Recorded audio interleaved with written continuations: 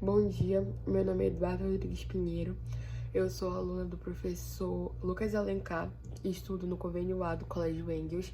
Eu vim falar um pouco sobre o espaço agrário brasileiro, dando ênfase no movimento dos sem terra e no agronegócio. Eu vou iniciar minha apresentação falando sobre o espaço agrário, atividade essa que está relacionada ao espaço rural. Ela se iniciou a partir das primeiras comunidades, conhecida como nômades. Eles se fixaram e iniciaram a atividade agrícola que hoje é conhecida como agricultura. Essa atividade foi originada nas margens dos rios e se tornou relevante para a economia e abastecimento do país. Hoje em dia o cenário já não é tão diferente, devido ao espaço agrário ser vasto e diversificado, abrangendo uma variedade de culturas e práticas agrícolas. O Brasil é mundialmente conhecido devido à sua produção de commodities agrícolas como soja, milho, café, cana-de-açúcar, algodão e carne bovina. Essas atividades são realizadas em diferentes regiões do país devido às suas variações climáticas e geográficas, tendo destaque no Mato Grosso, São Paulo, Paraná, Rio Grande do Sul e Minas Gerais. O Brasil também, diverso sua grande extensão, possui diversas zonas agroecológicas, como o Cerrado, a Amazônia, Mata Atlântica, o Pampa, cada uma com suas peculiaridades e desafios.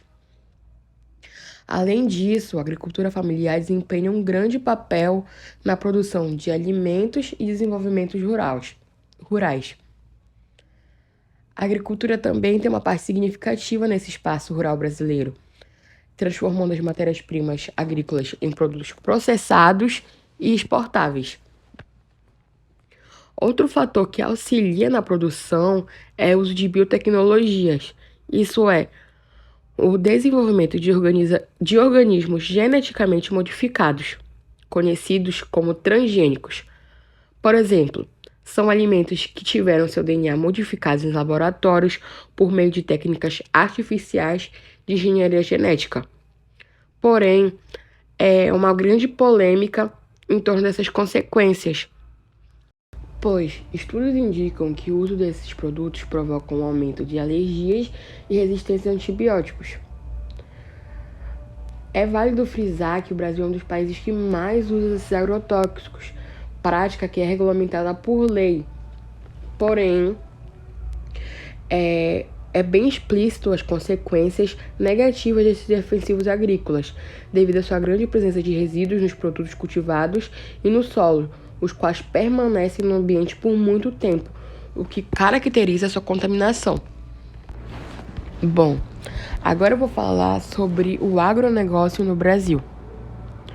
Ele desempenha um papel fundamental na economia brasileira e é um dos principais fatores impulsionadores do país, já que ele engloba todas as atividades relacionadas à produção, o processamento e a distribuição de produtos agrícolas e pecuários.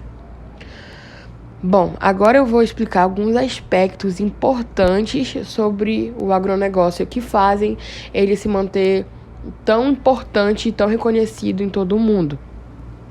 O primeiro deles são as exportações, já que o Brasil é um dos maiores exportadores dos produtos agrícolas, ou as commodities, como eu já expliquei. Como já dei exemplo também da soja, da carne bovina, do frango, açúcar, café, milho, enfim. Eles são exportados para diversos países, gerando uma parte significativa das receitas de exportação do país. Outro fator é a tecnologia e a inovação, já que o setor agrícola brasileiro tem investido muito em tecnologias e pesquisas para aumentar sua produtividade. Hoje em dia, o país é líder em adoção de culturas transgênicas como a soja e do milho, que são geneticamente modificados. Outro é a agricultura familiar, pois, além do agronegócio, a agricultura familiar desempenha um papel crucial na produção de alimentos no Brasil e é responsável por uma parte significativa da produção de alimentos. Agora, a nível de curiosidade, eu vou apresentar alguns tópicos sobre o agronegócio brasileiro. E um deles são os maiores polos. São exemplos o Sorriso, Três Lagoas, Campo Novo do Parecis, Sapezal, Rio Verde, São Desidério. Tem também as inovações que a agricultura proporcionou. Em 2014 foram as fazendas verticais, em 2015 os drones agrícolas, 2016 os veículos autônomos e 2019, por último, a inteligência artificial. Aqui eu apresento alguns efeitos da inovação do agronegócio, como a sustentabilidade, a produtividade e a variabilidade dos produtos. Bom, agora eu vou falar sobre a estrutura fundiária brasileira. Ela diz respeito à distribuição e à posse de terra no Brasil. Porém, ela é caracterizada por uma série de desigualdades e desafios, a exemplo da concentração de terras. Historicamente, o Brasil tem uma concentração significativa de terras, pois grandes proprietários, como grandes agricultores, fazendeiros, empresários, possuem muita terra. E na maioria das vezes eles não usam ela de forma absoluta, deixando uma parcela improdutiva. Eu vou apresentar aqui o Censo Agropecuário realizado pelo IBGE em 2014, que expõe que cerca de 81,3% do total dos estabelecimentos rurais são classificados como minifúndios. Isso é, mais de 4,1 milhões de propriedades juntas, que representam 18,8% da área rural produtiva do país. Já os latifúndios apresentam 0,04%, 2,4 mil propriedades do total de estabelecimentos rurais. Tendo em vista isso, a população sem terra, já descontente, criou vários tipos de protesto. Um deles foi o Movimento dos Trabalhadores Rurais Sem Terra, conhecido como MST.